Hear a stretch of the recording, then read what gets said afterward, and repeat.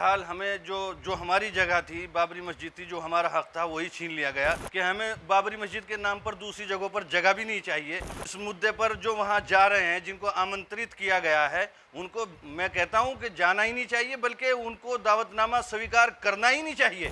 और दूसरी बात यह है कि हम उन लोगों को जानते ही नहीं है कौन है वो लोग। तो सुना आपने मौलाना साहब क्या कह रहे हैं। मौलाना साहब का कहना है कि हमसे बाबरी छीन ली गई और अब भूमि पूजन के लिए आमंत्रित किया जा रहा है। हमें ना मस्जिद के लिए जमीन चाहिए और ना किसी को भूमि पूजन में जाना चाहिए।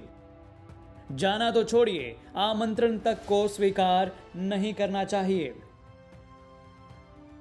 देवबंद के उलेमा मौलाना लुत्फुर रहमान सादिक कासिम का दर्द उनके चेहरे से छलक रहा है।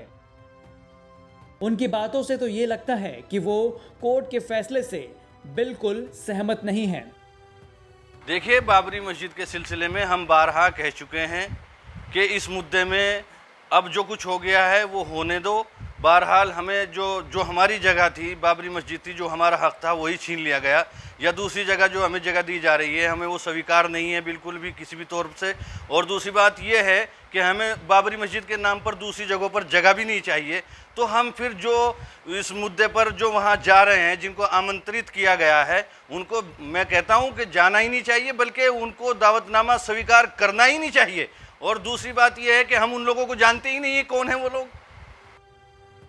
दरअसल अयोध्या में 5 अगस्त को श्री राम जन्मभूमि मंदिर का भूमि पूजन ही नहीं होगा, बल्कि सौहार्द मंच भी सजाने का प्लान है। राम मंदिर भूमि पूजन कार्यक्रम में सुन्नी सेंट्रल वक्फ बोर्ड के अध्यक्ष जफर फारूकी, अयोध्या के समाज सेवी पद्मश्री मोहम्मद शरीफ, बाबरी मस्जिद के पक्षकार इकबाल अंसारी आमंत्रित लोगों की सूची में शामिल हैं।